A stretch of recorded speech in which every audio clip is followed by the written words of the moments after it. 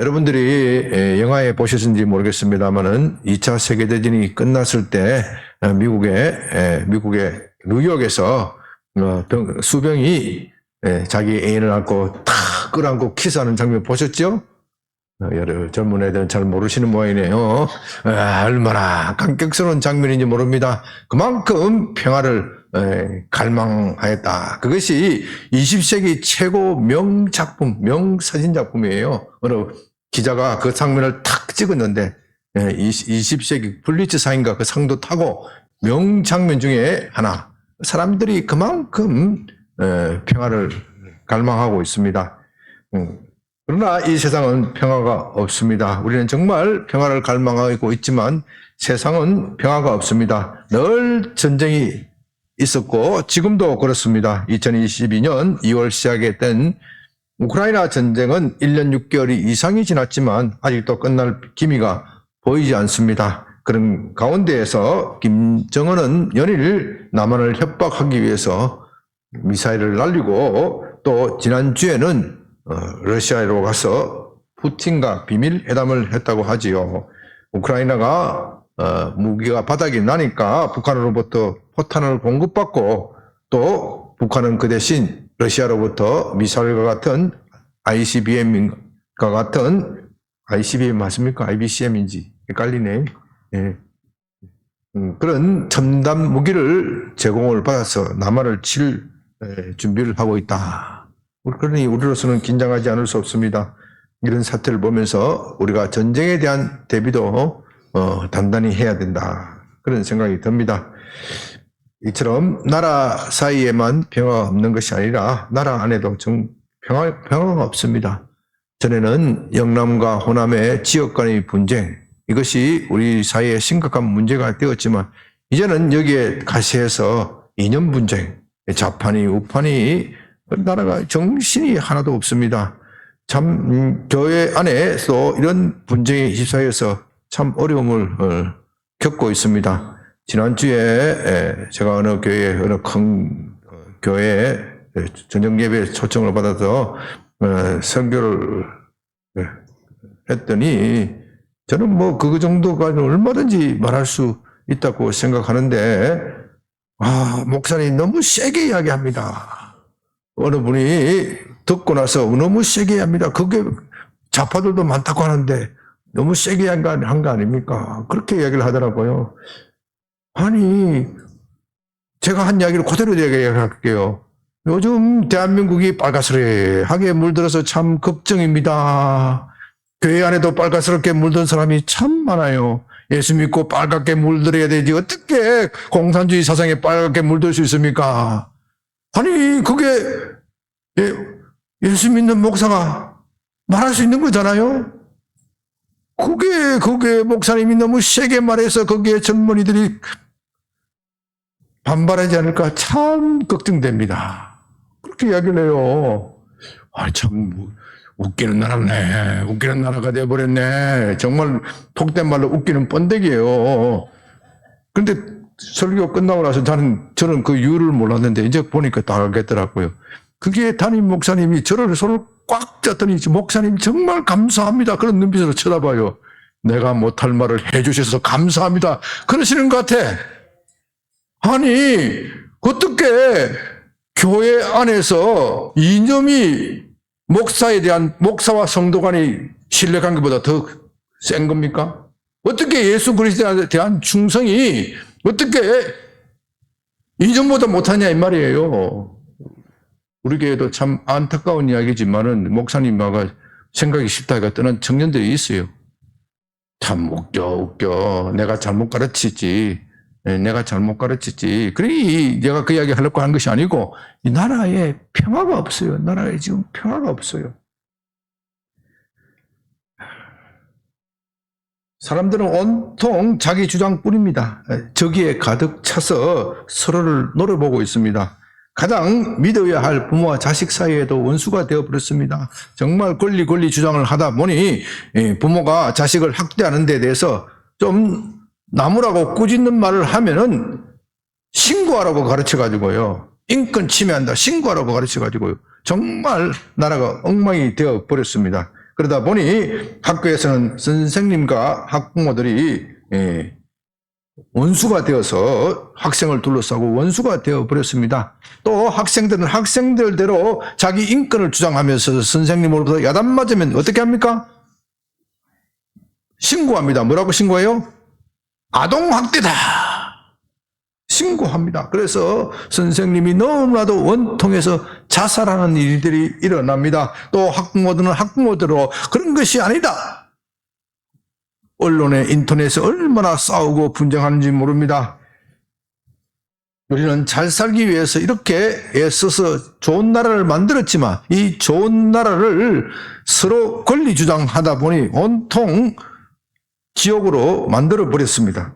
그뿐만 아닙니다. 사람들은 자기 자신에 대하여 분노하고 있습니다.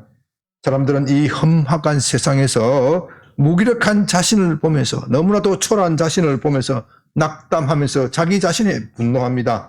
나 같은 무능한 사람이 이 세상에 살아서 못하겠는가? 이 세상에 살 가치가 어디 있느냐? 그렇게 분노하면서 자기 자신을 죽이는 일이 자행되고 있습니다. 상황이 이러다 보니 자연도 인간에 대하여 앵글이 분노한 것처럼 보입니다. 지난 주간에는 아프리카 모로코에 있는 도시에 강지진이 덮쳐서 5,000명 이상의 사람이 죽었다 하는 보도가 났는가 하면 곧 이어서 리비아에서 어떤 일이 벌어졌습니까? 폭우로 댐이 무너져서 10,000명 이상, 거의 20,000명 정도 사망할 것이다. 그렇게 예측하고 있습니다. 금년에는 유난히도 자연재해가 많습니다. 미국 하와이에서는 산불로 많은 사람이 죽고 또 집이 불탔습니다. 유럽에서는 폭염과 폭우로 고생하였습니다. 우리나라에서도 유난히 긴 여름 폭염으로 시달렸고 지금도 아직도 여름이 완전히 가시지 않고 있습니다. 지금 9월 중순이 지나고 있는데도 그렇습니다. 그런 것을 보면 자연이 사람에게 대해서 화가 났다, 앵그리 하였다, 그런 것처럼 보입니다. 이래저래 세상에는 평화가 없고 사람이든 자연이든 서로 화가 나서 쳐다보는 것만 같습니다. 사람들은 평화를 얻기 위하여 유엔과 같은 국제기구를 만들고 아시아 정상회담, 유럽 정상회담, 여러 국제회의를 하지만 아무 소용이 없는 것처럼 보입니다. 정말이지 요즘처럼 불안한 시대가 없을 것 같습니다. 우리는 이 세상이 망가진 것을 잘 알고 있습니다. 우리는 이 망가진 세상에서 어떻게 살아야 하는 겁니까? 어떻게 살아야 평화를 이룰 수 있습니까? 이제 이런 험악한 세상을 사는 우리에게 오늘 본문 로마서 5장 1절, 그러므로 우리가 믿음으로 의롭다 하심을 받았으니 우리 주 예수 그리스도로 말미암아 하나님과 화평을 누리자 하는 말씀이 우리에게 희망을 줍니다.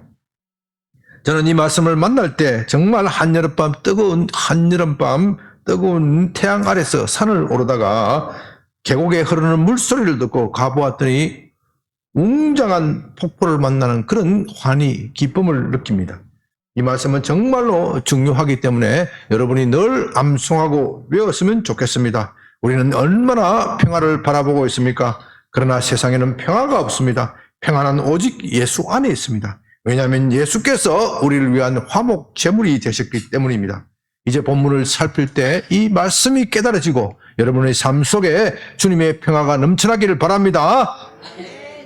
4장 25절, 예수는 우리가 범죄한 것 때문에 내줌이 되고 또한 우리를 어렵다 하시기 위하여 살아나셨느니라. 먼저 우리가 알아야 할 것은 인간의 모든 불행, 인간의 모든 불화, 전쟁, 서로 미워하고 시기하고 질투하는 것은 우리가 하나님과 원수가 되었기 때문이다. 그것 때문입니다. 이 점을 분명히 알아야 합니다. 많은 사람들은 이것을 인정하지 않을 것입니다. 심지어 예수 믿는 사람들조차도 우리가 하나님과 원수가 되어 있다, 그 상태를 인정하지 않으려고 합니다. 하나님은 사랑이지 않습니까? 어떻게 사람을 원수로 삼을 수 있습니까? 이건 말도 안 된다. 예수 믿는 사람들도 그런 식으로 설명하는 사람이 많습니다. 그러나 이것은 성경이 너무나도 자주 반복하여 우리에게 가르치고 있는 명백한 진리입니다. 우리가 이것을 깨닫지 못한다면 아무리 평화를 얻기 위하여 애를 쓰더라도 평화는 없습니다. 하나님과 먼저 평화해야 다른 모든 것들과 평화할 수 있습니다.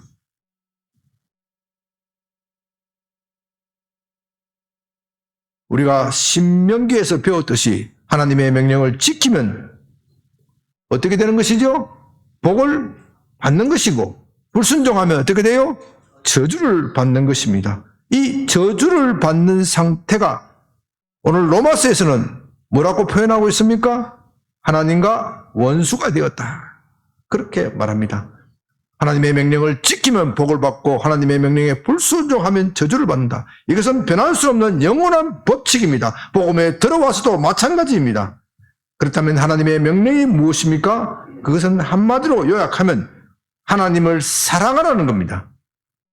이것이 가장 중요한 계명입니다. 그렇다면 우리가 하나님을 사랑할 때 어느 정도 사랑해야 하나님을 사랑하는 겁니까? 그에 대한 답변은 다른 어떤 것보다도 하나님을 사랑하라는 것입니다. 심지어 자기의 목숨보다도 하나님을 더 사랑하라는 겁니다. 예수님은 이것을 내 마음을 다하고 목숨을 다하고 힘을 다하고 뜻을 다하여 사랑하라고 하셨습니다. 그렇게 하나님을 사랑하지 않으면 하나님의 계명을 지키지 않는 것이 되고, 하나님의 계명을 지키지 않으면 어떻게 된다고요? 저주를 받는 것입니다. 이 복과 저주는 초자연적인 것입니다. 나의 의지, 생각, 이성, 인간의 의지나 이성, 생각과는 전혀 관계가 없습니다. 영적인 세계에서 결정되기 때문에 우리가 어떻게 한다고 해서 변경될 수 있는 것이 아닙니다. 복과 저주에 대한 법칙은 하나님이 미리 정하셨고, 우리로서는 단지 하나님께서 정하신 법칙에 따라서 복을 선택하든지 저주를 선택하든지 그 길뿐입니다. 하나님을 사랑하면 어떻게 해요? 복을 받는 것이고, 하나님을 사랑하지 않으면 어떻게 해요? 저주를 받는 것입니다. 그러나 이제 인간 가운데 자기의 마음을 다하고 목숨을 다하고 뜻을 다하고 힘을 다하여 하나님을 사랑하는 사람이 어디 있습니까? 다른 어떤 것보다도 하나님을 사랑하는 사람이 어디 있습니까? 우리는 다른 어떤 것보다도 누구를 더 사랑합니까? 자기 자신을 더 사랑합니다. 내 목숨보다 하나님을 사랑하는 사람이 이 세상에 어디 있습니까? 그런 사람은 아무도 없습니다. 그렇기 때문에 우리 모두는 저주의 상태에 놓여 있습니다. 이 저주의 상태가 하나님과 원수가 되었다. 그렇게 말하는 겁니다. 우리 인간으로서는 하나님의 이러한 법이 너무 가혹하다, 너무하다, 너무 일방적이다. 하나님은 욕심이 많으시다. 그렇게 항변할 수도 있습니다. 그러나 그런 항변은 하나님께 통하지 않습니다. 왜냐하면 하나님은 창조주이시고 우리는 피조물이기 때문입니다. 우리가 만든 작품조차도 우리의 목적을 위하여 사용되어지는 겁니다. 그렇기 때문에 내가 만든 작품, 내가 만든 모든 것은 나를 사랑해야 되지, 내가 만든 작품이 나보다도 다른 것을 사랑하면 나에 대한 충성에 대한 배신이지요. 나의 피조물이 자기 몸이 쪼개지는 한이 있더라도 나를 더 사랑해야 합니다. 그럴 때 내가 만든 그 작품은 나의 사랑을 받아서 더 빛나게 되는 겁니다. 그와 마찬가지로 하나님은 창조주이시고 우리는 피조물이기 때문에 다른 어떤 것보다도 나 자신보다도 하나님을 더 사랑해야 합니다. 그것이 영원한 법칙이고 맞는 겁니다. 그래도 우리로서는 참으로 감사한 것은 하나님은 사람과는 달리 변덕을 부리지 않으신다는 겁니다. 언제나 마음이 일정하시고 그 변하지 않는 마음으로 우리를 사랑하십니다. 그 사랑의 마음으로 우리에게 복을 주시기를 원하십니다. 이제 우리가 복을 받으려면 우리의 마음을 다하고 목숨을 다하고 뜻을 다하고 힘을 다하여 하나님을 사랑해야 합니다. 원래 이것은 당연한 것이지만 하나님은 자비로우시고 선하시고 은혜로우시기 때문에 이 당연한 것에 우리가 잘하면 무엇을 해주겠다고요? 복을 주시겠다고 약속하신 것입니다. 그러므로 우리 마음에 조금이라도 하나님보다 더 사랑하는 것이 있다면 그건 하나님에 대한 모독입니다. 여러분은 이것을 분명히 알아야 합니다. 왜냐하면 그건 창조주 하나님보다도 피조물을 더 사랑하는 것이기 때문입니다. 그래서 하나님은 우리에게 절대적인 사랑을 요구하십니다. 그러나 인간은 그 하나님의 요구를 만족시킬 수 없습니다. 절대로 하나님을 절대적으로 사랑할 수 없습니다. 특히 요즘 사람은 더욱 그렇습니다. 그들은 하나님을 사랑한다. 이 말조차가 이것이 무슨 소리인지 그것조차도 이해하지 못합니다. 만일 하나님이라는 분이 존재하신다면 그분이 나를 위해 존재하는 것이지 내가 어떻게 하나님을 위해 존재하는 것이냐. 이게 현대인들의 멘탈리티, 사고 방식입니다. 이런 사람에게 하나님을 사랑하라는 것은 정말 뚱딴지 같은 소리입니다. 중세시대 때 미개한 사람들이나 하는 소리이지 현대인이 어떻게 그런 소리를 하느냐. 이런 사상이 교회 안에서 팽배하기 때문에 교회 안에서 하나님을 사랑하라는 메시지를 듣기가 어렵습니다. 여러분들이 교회 안에서 하나님을 사랑하라는 메시지를 들어본 적이 있습니까? 있습니까? 양병교회에서도 별로 잘 설교하지 못했습니다. 저도 책임이 있습니다. 하나님, 무엇보다도 매일과 같이 하나님을 사랑하라고 말해야 목사가 가르쳐야 하는데 그렇지 않단 말입니다. 그만큼 교회 안에 세속적인 가치가 몰려들었다는 겁니다. 그러니 우리 인간이 하나님과 원수가 되는 것은 당연한 일입니다. 그러나 그것은 하나님의 책임이 아니라 우리의 책임입니다. 하나님이 먼저 우리를 원수로 삼으신 것이 아니라 우리가 먼저 하나님으로부터 등을 돌렸습니다. 하나님은 여전히 손을 벌리고 돌아오라고 하지만 우리는 거절합니다. 내 고집, 내 생각, 내 방식대로 살겠다고 고집합니다. 그런 상태가 계속되는 날 우리는 계속 저주받은 상태가 되고 하나님과 원수가 됩니다. 하나님과 원수가 된다는 것은 참으로 괴로운 일입니다. 이 세상에서도 힘 있는 사람들과 원수가 되는 것은 참 피곤한 일입니다. 그런데 천지를 지으신 하나님과 원수가 되는 일이 얼마나 힘든 일이겠습니까? 요즘 우리나라에도 민주화가 많이 되어서 권력이 상당히 별로 국민들이 권력을 두려워하지 않는 그런 분위기가 되었지만 불과 몇십 년 전만 하더라도요. 동네에 순사가 나타나면 겁을 덜컹덜컹 먹었어요. 겁을 덜컹덜컹 먹었어요.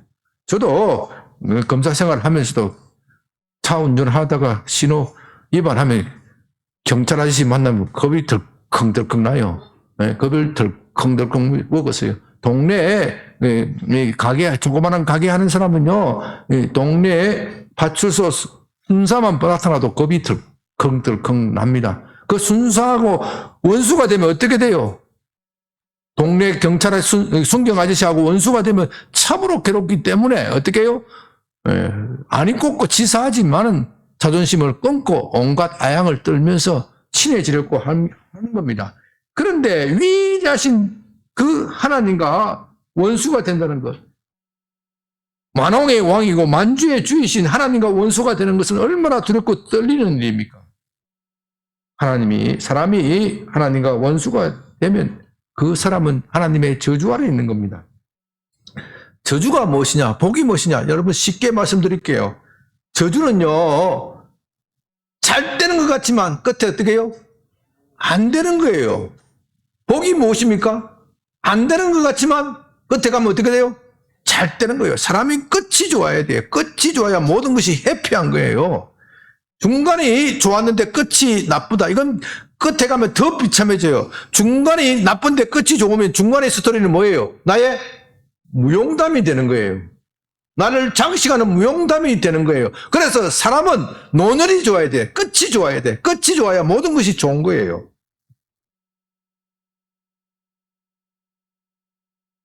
하나님과 원수가 된 사람은요, 어렵고 힘든 일 당할 때도 하소연할 데가 없습니다. 이게 중요한 포인트입니다. 하나님과 원수가 된 사람은요, 하소연할 데가 없어요. 우리가 살다가 보면 정말 어렵고 힘든 일을, 원통한 일을 당합니다. 내 힘으로서는 어쩔 수 없는 상황을 만납니다. 그럴 때 하소연할 데가 없다면 그것처럼 비참하고 외로운 일이고 고독한 일이 없습니다. 마치 우주 속에서 미아가 된 그런 기분입니다. 그것이 바로 하나님과 원수가 된 상태입니다. 그 사람은 하나님을 믿지 않으니 하나님께 도움을 받아야 되겠다 이렇게 생각할 수도 없고, 그렇게 생각해서 너무나도 죽을 지경이 되었기 때문에 그렇게 생각해서 하나님 하고 부르짖지 보지만 하나님이 자기의 기도에 응답할지 아니하실지 알 수도 없는 겁니다. 그러니 그런 우주의 미아가 되는 겁니다. 그래서 그의 삶이 초조하고 불안해집니다. 누가 쫓아오는 사람이 없어도 쫓아오는 것 같고 무엇을 해도 만족함이 없습니다. 마음에는 늘 공허함이 있습니다. 모처럼 재산을 모으면 이 재산을 누군가 틀어가지 않을까 불안에 떨고 근심에 뜹니다. 그러기 그 공허함을 채우기 위하여 술이나 마약을 탐닉해 보지만 그것도 마음을 만족시켜 주지 못합니다. 그것이 바로 하나님과 원수된 사람이 사는 형편입니다. 이것을 가지고 로마서 3장 23절에서는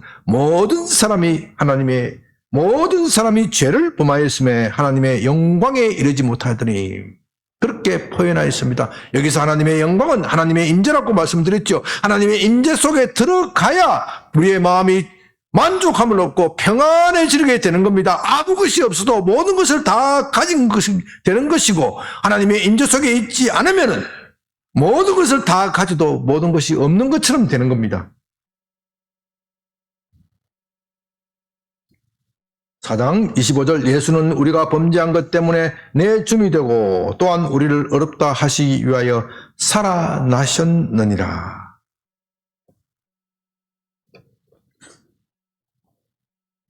우리 인간이 하나님과 원수된 이유가 무엇이라고 했죠? 하나님의 계명을 지키지 못하였기 때문, 계명을 지키지 못하였기 때문, 다른 말로 하면 죄를 범하였기 때문입니다. 그러므로 우리는 죄값을 치러야 합니다. 죄값을 치르기 전에는 절대로 하나님과 화목할 수 없습니다. 하나님으로부터 복을 받을 수 없습니다. 그러나 이 세상에서는 인간의 죄값을 치를 수 있는 존재가 아무도 없습니다. 자신의 죄값도 치르기에 흑흑대고 벅찬데 어떻게 다른 사람의 죄값을 치를 수 있겠습니까? 하늘의 천사라도 감히 인간의 죄값을 치를 수 없습니다. 그래서 예수님이 이 땅에 오신 것입니다. 우리를 대신하여 십자가를 지신 것입니다. 예수님은 인간이기 이전에 하나님이십니다. 하나님의 아들이신 그 예수님이 친히 인간의 몸을 입고 이 땅에 오신 것입니다. 이제 4장 25절은 바로 이 진리를 말합니다. 예수는 우리가 범죄한 것 때문에 내 줌이 되었다. 내 줌, 여기서 내 줌이란 말은 희생 제물이 되었다. 그런 뜻입니다. 이것은 구약 제사 제도에서 나온 용어입니다. 하나님은 죄를 범한 인간을 불쌍히 여기시고 구약 시대는 그들에게 용서받을 수 있는 방법을 내셨는데 그것이 제사 제도입니다. 제사는 인간을 대신하여 소나 양, 염소와 같은 동물이 희생되는 의식입니다. 다시 말해서 동물이 인간을 대신하여 형벌을 받고 그렇게 함으로써 인간의 죄가 사해지는 그런 의식입니다. 그러나 여러분 한번 생각해 보십시오. 인간이 죄를 범하였는데 어떻게 인간보다도 못한 동물이 그 죄를 담당할 수 있습니까? 또 그것이 가능하다면 소나 양을 무제한으로 살 수 있는 빌 게이트와 같은 재벌, 같은 재벌은 매일같이 죄를 지어도 되고 그렇게 할 수 없는 저나 여러분 그와 같이 가난한 사람은 결국 죄 가운데서 저주를 받아서 사는 이상한 일이 벌어질 것입니다. 그렇기 때문에 동물의 제사는 원형이 아니라 그림자입니다. 그림자. 그것은 장차 참된 제사, 원형이 나타날 것인데 그 원형을 그려주는 예고편일 뿐입니다. 이제 그 참된 제사가 나타났는데 그것이 바로 하나님의 아들이신 예수님이 자기의 몸으로 드리는 제사라는 겁니다.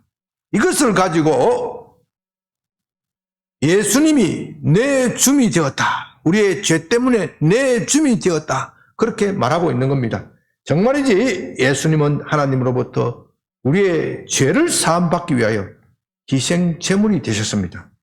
그뿐이 아닙니다. 예수님은 우리가 어렵다 하심을 받기 위하여 다시 살아나셨다. 부활하셨다. 예수님은 단지 죽기만 하신 것이 아니라 부활하셨습니다. 예수님이 단지 죽기만 하셨다면 어떻게 그분이 희생 제물이 된 것을 우리가 믿을 수 있습니까?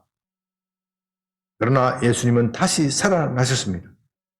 그것이 예수님이 하나님이시라는 결정적 증거입니다. 그렇기 때문에 예수님의 부활은 매우 중요합니다. 이 세상 사람들 중에서 죽었다가 살아난 사람은 아무도 없습니다. 모든 사람은 불로 장생을 원하지만 그 꿈을 이룬 사람은 아무도 없습니다.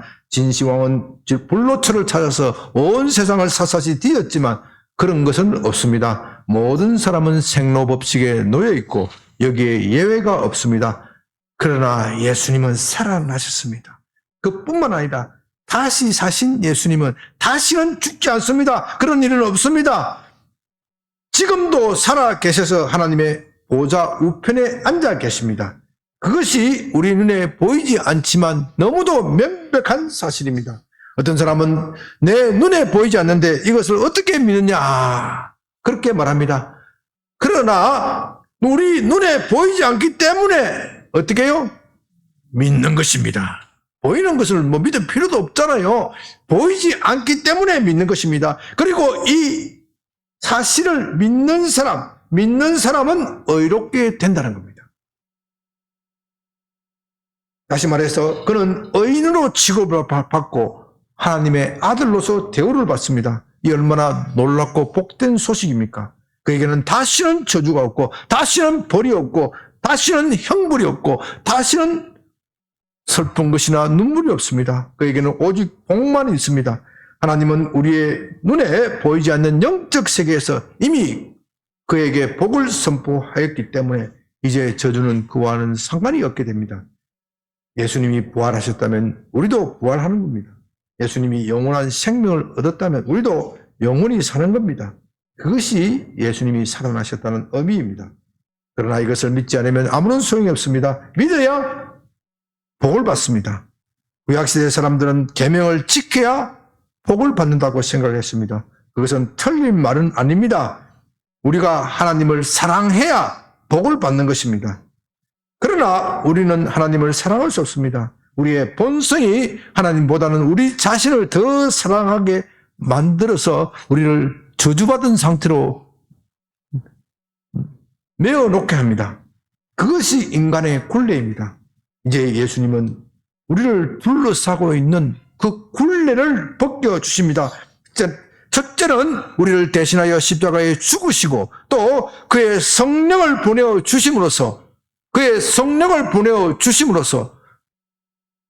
우리가 우리 자신보다는 하나님을 더 사랑하게 만듭니다.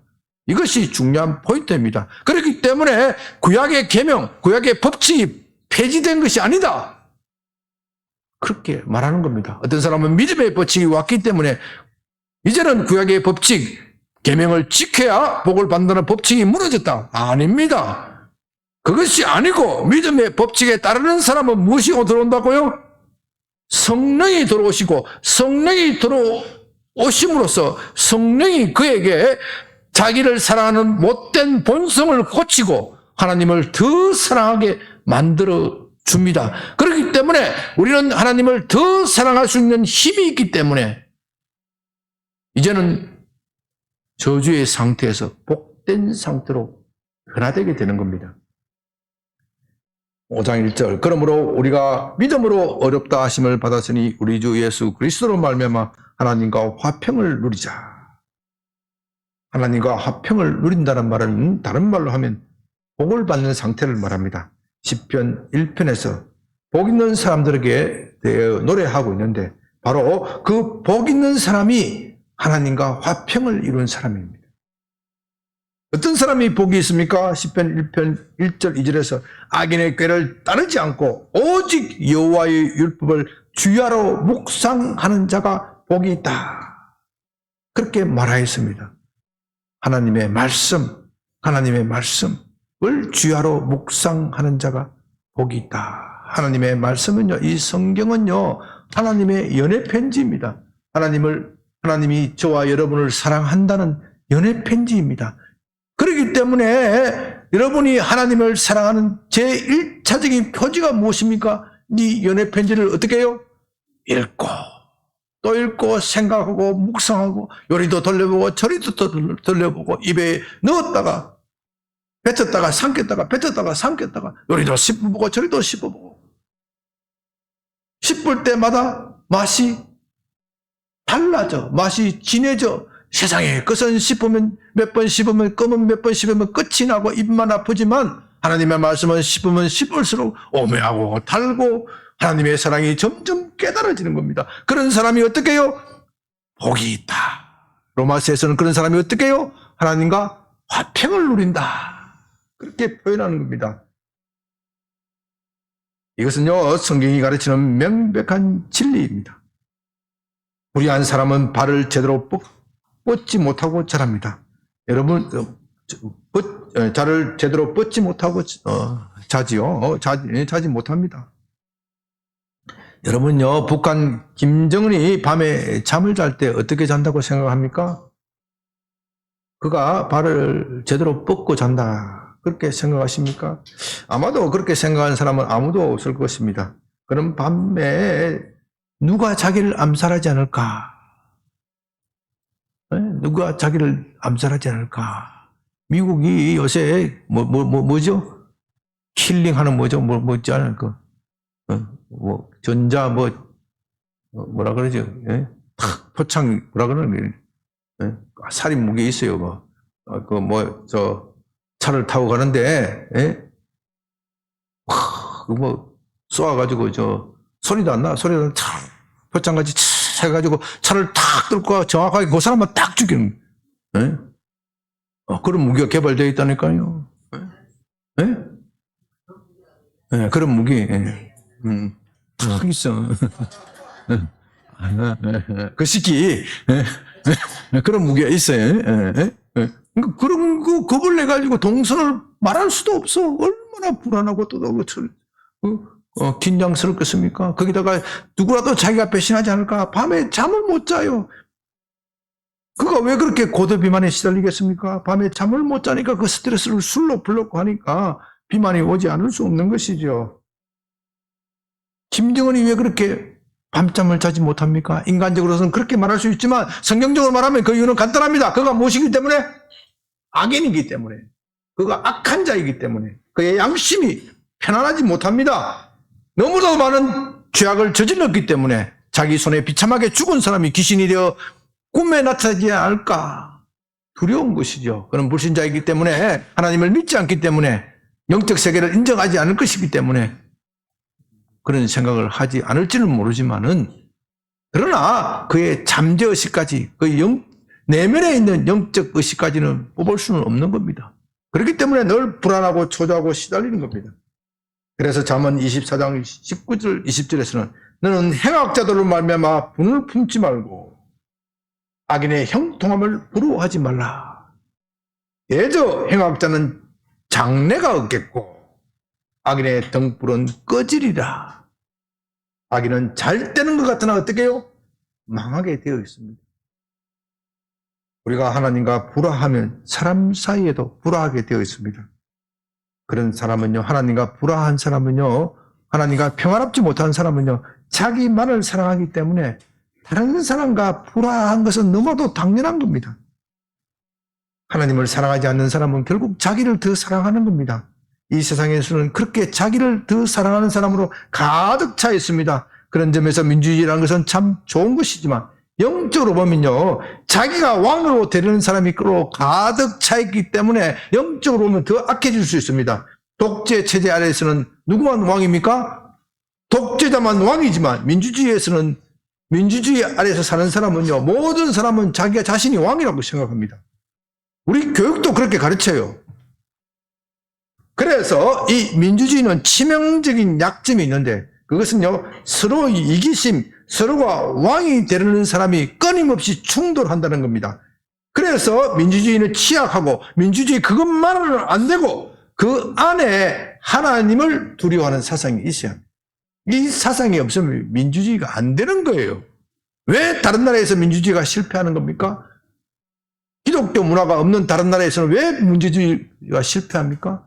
하나님을 두려워하는 사상이 없기 때문에 민주주의 좀 하다 보면은 서로가 왕이 되려고 하고 서로가 정권 잡으려고 악을 부덕부덕 쓰기 때문에 나라가 내전 상태가 되어버려 결국 독재자가 나오는 거예요.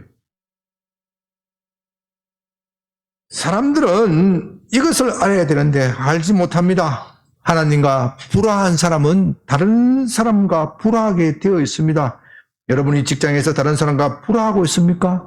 그것은 하나님과 화평하지 못하다는 증거입니다. 가정에서 부부가 사이가 좋지 못하고 매일같이 싸우고 있습니까? 그 부부를 관찰하면 서로 왕이 되려고 하기 때문입니다. 그 이유는 하나님과 사이가 좋지 못하기 때문입니다. 학교에서 친구들과 불화하고 있습니까? 그 이유도 하나님과 사이가 좋지 못하기 때문입니다. 왜 대한민국이 이념 분쟁에 휩싸여서 좌파다 우파다 교회까지 이렇게 들쑤셔놓고 매일같이 싸웁니까? 대한민국이 하나님과 사이가 좋지 못하기 때문입니다. 하나님을 사랑하지 않기 때문입니다. 하나님과 사이가 좋지 못하면 결국 인간 사이에도 사이가 좋지 못합니다. 나는 하나님과 사이가 좋은데 인간과 사이가 좋지 않아. 그런 것은 없습니다. 만일 그런 사람이 있다면 그 사람은 잘못 믿는 것입니다. 참된 기독교는 하나님과 사이가 좋으면 인간 사이에도 사이가 좋게 되어 있습니다. 그러므로 여러분들은 내가 하나님을 사랑하느냐 안 하느냐 하는 것은 여러분 주위에 있는 사람들과 화목하게 지내느냐 화목하게 지내지 않느냐 그것이 시금석입니다. 그렇지 않고 나는 하나님을 사랑한다. 이건 다 거짓이고 자기 혼자 종교적 착각에 빠져 사는 겁니다. 그렇다고 해서 이 세상의 불의를 눈 감고 사이좋게 지내라는 것은 아닙니다. 하나님은 절대로 인간 세계에서 일어나는 불의를 용납하지 않습니다. 다만 기다려 주실 뿐이지요. 또한 우리도 불의를 용납해서는 안 됩니다. 거기에 반대하고 저항해야 합니다. 그런 점에서 우리는 세상과 전쟁을 벌이고 있고 세상과 사이가 좋지 못합니다. 심지어 성경은 우리가 세상과 영적 전쟁을 하고 있다. 그렇게 말합니다. 그러나 우리가 전쟁하는 것은 영적 전쟁이지 육체적 전쟁이 아닙니다. 다시 말해서 이 세상의 가치관과 전쟁하는 것이지 이 세상 사람들과 전쟁하는 것이 아니라는 겁니다. 이 세상에서 이 세상 사람들이 배후에서 조종하고 있는 그 사탄과 대적하여 싸우는 것이지 이 세상 사람들 자체와 싸우는 것이 아니라는 겁니다. 여러분은 이 두 가지를 잘 구분해야 합니다. 그래야 혼돈되지 않고 올바른 믿음을 가질 수 있습니다. 성경은 때로는 우리가 세상과 전쟁 가운데 있다고 말하고 때로는 하나님이 세상을 이처럼 사랑하사 세상을 사랑한다고 말합니다. 우리가 전쟁을 벌이고 있는 것은 세상의 가치관, 이 세상을 지배하고 있는 마귀이지 사람이 아니라는 겁니다. 또한 하나님을 사랑한다고 할 때 그것은 세상의 가치관을 말하는 것이 아니라 이 세상에 매여 있는 마귀에 매여 있어 마귀의 종로로 타는 그 사람을 말하는 것입니다. 여러분은 이 두 가지를 잘 이해해야 성경을 제대로 이해하고 참된 믿음을 가질 수 있습니다. 우리는 사랑과 화해했을 뿐만 아니라 자연과도 화해했습니다. 요즘 세상을 보면요, 제가 말씀드렸지만 자연이 인간에게 화가 난 것처럼 보입니다. 여러분들도 제 이런 말에 충분히 공감하실 것입니다. 금년처럼 자연재해에 시달린 때가 없습니다. 그러나 학자들은 앞으로 더 기상이변이 심해질 것이다. 그렇게 말합니다. 다시 말해서 자연은 인간에게 더 환한 모습을 보일 것입니다. 그것은 인간의 기술로 막을 수가 있는 것이 아닙니다. 자연이 왜 그렇게 인간에게 화가 났습니까? 그 이유는 인간의 죄 때문입니다. 인간의 죄 때문에 자연이 저주를 받았기 때문입니다. 자연이 입이 있고 생각이 있고 말이 있다면 너 때문에 내가 이 꼬라지 되었어. 그렇게 말할 것입니다. 창세기 3장 17절 아담에게 이르시되 내가 내 아내의 말을 듣고 내가 내게 먹지 말라 한 나무의 열매를 먹었습니다. 땅이 너로 말미암아 저주를 받고 너는 내 평생에 수고해야 그 소산을 먹으리라. 땅이 어떻게 돼요? 저주를 받았다. 자연이 우리에게 화가 났어요. 화가 나. 왜? 누구 때문에? 인간, 너 때문에 저주를 받았다. 너 때문에. 그래서 자연이 인간에게 앵글이 화가 난 상태가 되어버린 겁니다.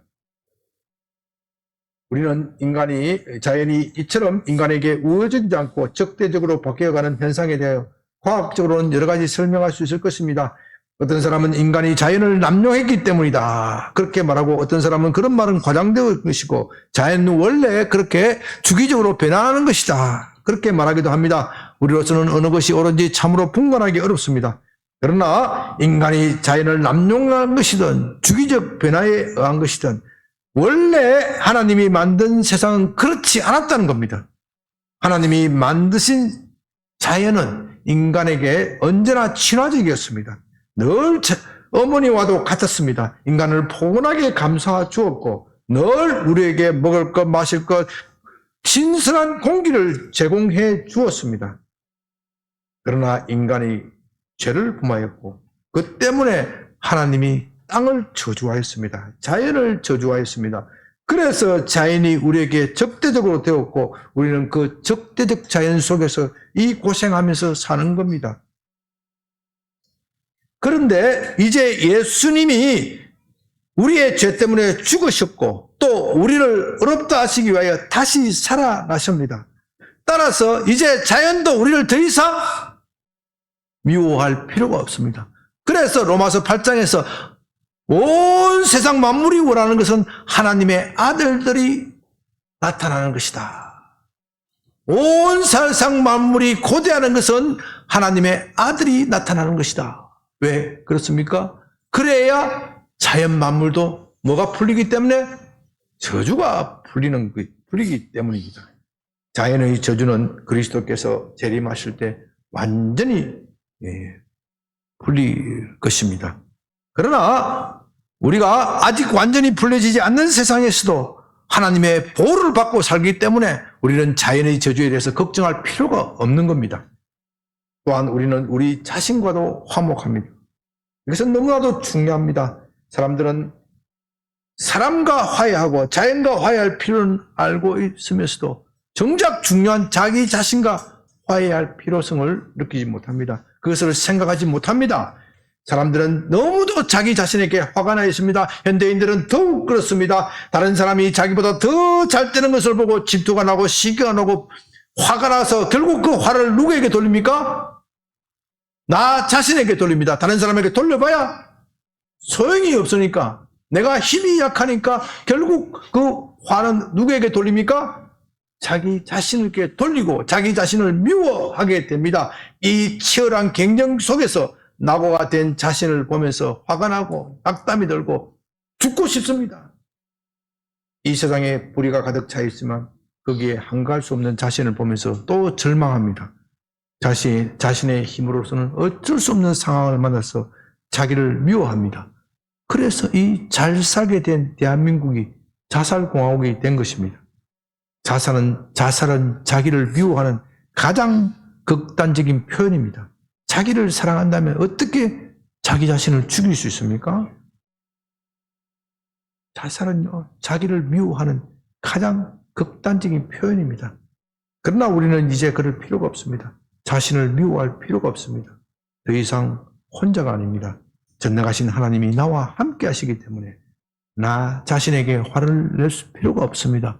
무엇보다도 하나님께서는 나를 굉장히 존중해 주십니다. 너무도 존중해 주신 나머지 자신의 아들인 예수 그리스도를 나를 위한 희생 제물로 내놓으셨습니다. 하나님께서 더 이상 내놓을 것이 없습니다.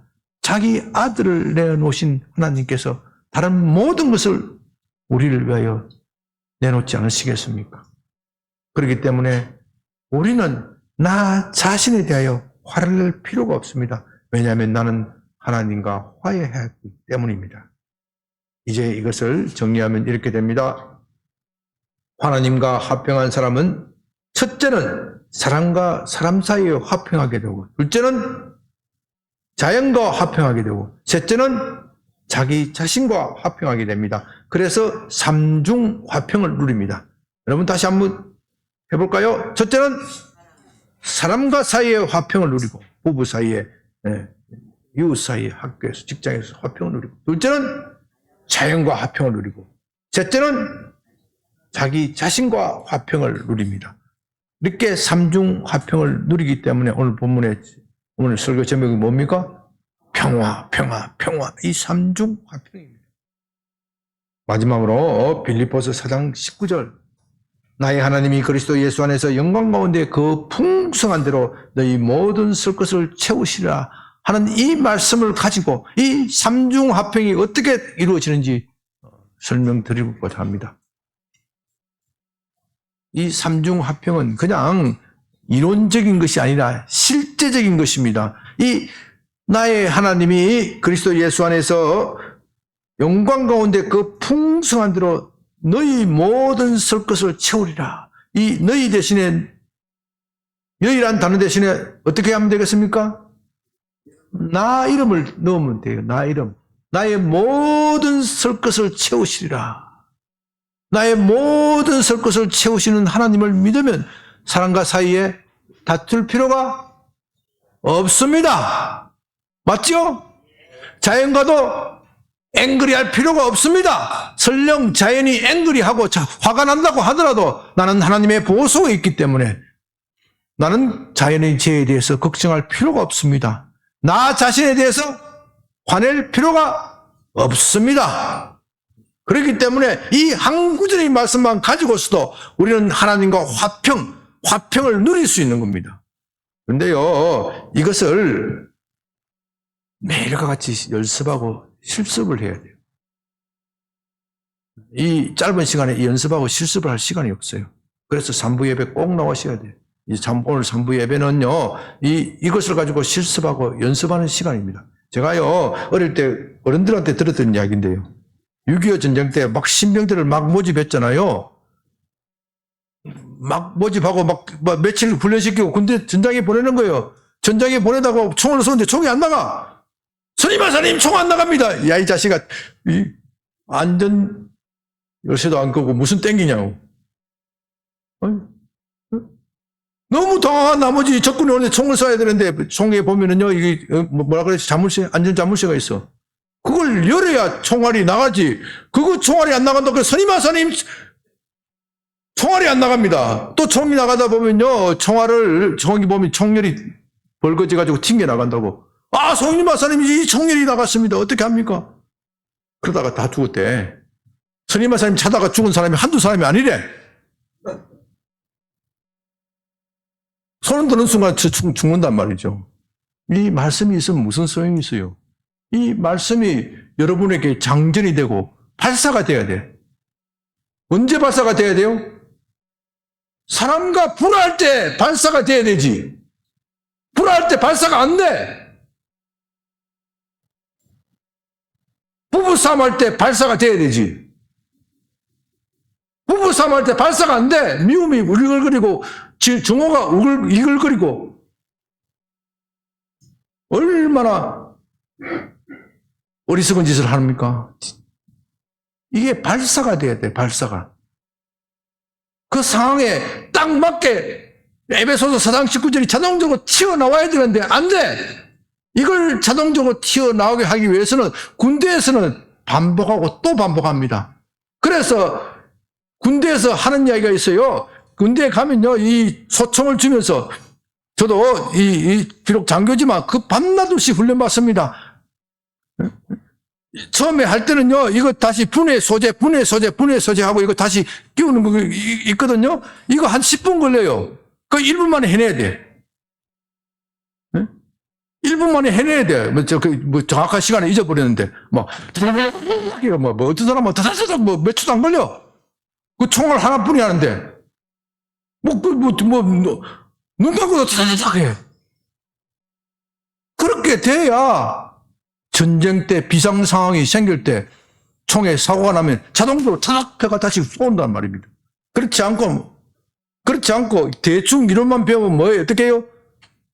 스님하사님 하고 손들고 있어요. 목사님 하고 손드는 거야. 손드는 순간 마귀에게 통 사이가 죽는다고. 이미 부부관계는 다 깨어지고 인간관계는 다 깨어지고 그때 목사님 찾으면 목사님도 힘들어. 3부 예배 나올 거야 안 나올 거예요? 아버지 하나님, 우리를 불쌍히 여기소서. 영적 훈련 받을 때 제대로 받게 하여 주시옵소서. 예수님 이름으로 기도드립니다.